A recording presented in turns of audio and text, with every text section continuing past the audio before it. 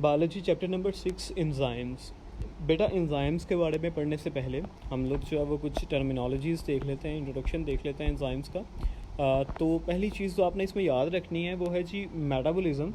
Metabolism होता है बेटा all the chemical reactions which take place in the body of the living organism is called the metabolism. सारे के सारे बेटा जो रिएक्शन जो हमारी बॉडी में हो रहे हैं, हमारी बॉडी को मेंटेन करवाने के लिए, रिप्रोडक्शन करवाने के लिए, हमारे स्ट्रक्चर को मेंटेन करवाने के लिए and response to their environment, तो उसके लिए जितने भी केमिकल रिएक्शंस बेटा हमारी बॉडी में हो रहे हैं, उन सारे के सारे केमिकल रिएक्शंस को हम लोग कलेक्टिवली जो है वो मेटाबॉलिज्म का नाम देते हैं। अब मेटाबॉलिक रिएक्शंस जो हैं बेटा वो दो तरह के होते हैं। एक होते हैं जी एनाबॉलिज्म और दूसरा होता है कैटाबॉलिज्म।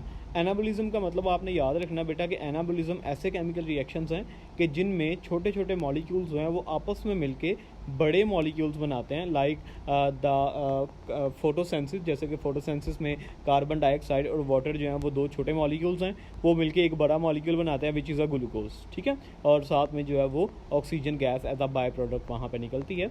तो ये जो फोटोसेंसिस का रिएक्शन जो लिविंग ऑर्गेनिज्म की बॉडी में हो रहा होता है, it's an example of the anabolic reaction. दूसरी तरफ जो रिएक्शंस होते हैं they are the catabolic reactions. तो बेटा कैटाबॉलिक रिएक्शंस ऐसे रिएक्शंस होते हैं जिनमें लार्ज मॉलिक्यूल्स जो हैं वो टूटते हैं या कट डाउन होते हैं इनटू स्मॉल मॉलिक्यूल्स। सो कैटाबॉलिज्म का मतलब ही कट डाउन है, इसको याद रखिएगा नाम से ही कि कैटाबॉलिज्म का मतलब है जिसमें लार्ज मॉलिक्यूल्स जो है उनकी ब्रेकेज होती है to the small molecules, like the respiration, जिसमें ग्लूकोज जो है वो ऑक्सीजन की मौजूदगी में मिलके कार्बन डाइऑक्साइड और वाटर बना देती है। तो एक ग्लूकोज का बड़ा मॉलिक्यूल जो है वो कार्बन डाइऑक्साइड और वाटर में कन्वर्ट हो जाता है।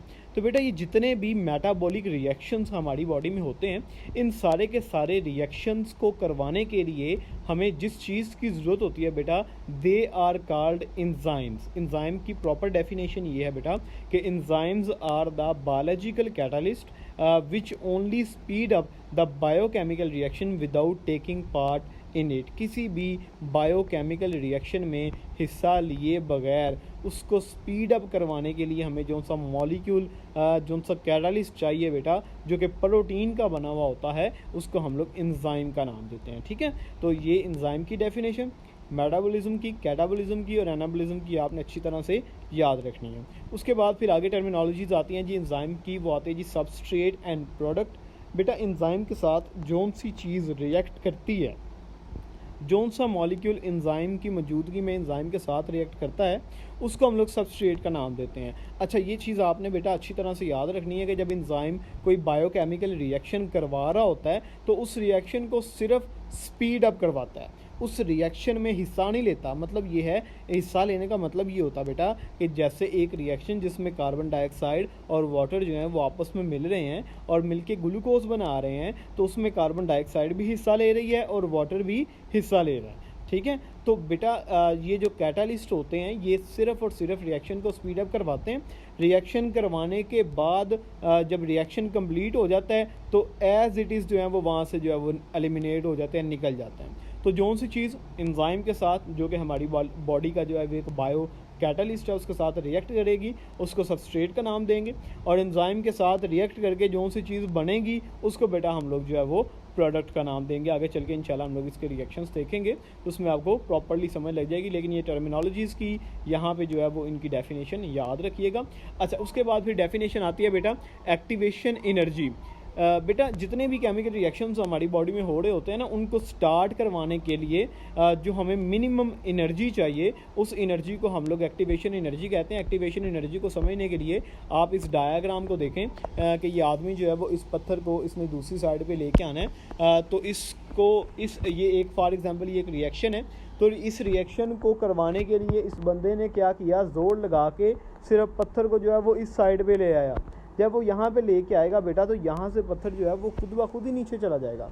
तो इसका मतलब ये हुआ इसने सारा रिएक्शन खुद नहीं करवाया, सिर्फ इसने पत्थर को ऊपर लेके आया। मतलब कि रिएक्शन स्टार्ट करवाने के लिए इसने थोड़ी सी एनर्जी लगा दी और उसी एनर्जी को जो है वो हम लोग बेटा नाम देते हैं एक्टिवेशन एनर्जी, ठीक है। तो ऐसी एनर्जी जो किसी केमिकल रिएक्शन को स्टार्ट करवाने के लिए ज़रूरी होती है, उस एनर्जी को हम लोग एक्टिवेशन एनर्जी का नाम देते हैं, ठीक है।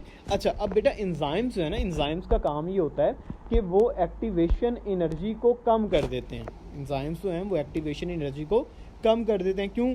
कैसे कि एंजाइम्स हैं बेटा वो उनकी नेचर खुद ऐसी होती है कि they can speed up a biochemical reaction. वो किसी भी बायोकेमिकल रिएक्शन को स्पीड अप कर सकते हैं, बायोकेमिकल रिएक्शन को स्टार्ट कर सकते हैं। तो इसका मतलब ये हुआ कि जब एंजाइम हमारे पास मौजूद हैं तो हमें किसी एक्टिवेशन एनर्जी की ज़रूरत नहीं होगी। ठीक है, तो ये चीज़ आपने याद रखनी है। एक्टिवेशन एनर्जी का काम है रिएक्शन को स्टार्ट करवाना। तो जब हमारे पास एंजाइम मौजूद है तो बेटा फिर हमें एक्टिवेशन एनर्जी की ज़रूरत नहीं होगी। तो इसका मतलब ये हुआ कि एंजाइम्स जो हैं वो एक्टिवेशन एनर्जी को लो करवा देते हैं, लोअर करवा देते हैं। तो ये भी बड़ा एक इम्पोर्टेंट जो है ना वो शॉर्ट क्वेश्चन है कि how enzymes lower the activation energy. तो ये बताया गया जी, they may alter the shape of the substrate and reduce the requirement for of energy for this change. Substrate की मतलब सबस्ट्रेट वो चीज़ है जो एंजाइम के साथ रिएक्ट कर रहा है, मतलब हमारे जो रिएक्टेंट्स हैं, रिएक्टेंट्स की शेप को चेंज कर देता है। और अगर एंजाइम्स ना होते तो रिएक्टेंट की शेप को चेंज करवाने के लिए हमें एनर्जी लगाना पड़ती, तो हमारी एनर्जी बच गई ड्यू टू एंजाइम। तो इस तरह से एंजाइम ने एनर्जी को कम कर दिया, एनर्जी का यूज़ को कम कर दिया।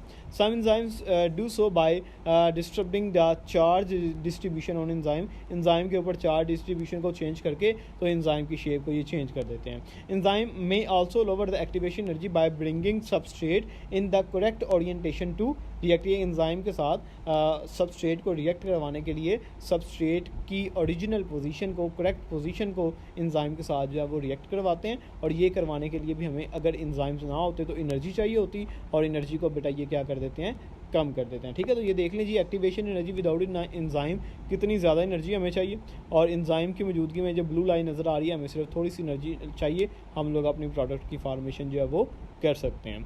अच्छा बेटा, अब एंजाइम्स काम करने के लिहाज से दो तरह के होते हैं। एक होते हैं intracellular enzymes and second one are the extracellular enzyme.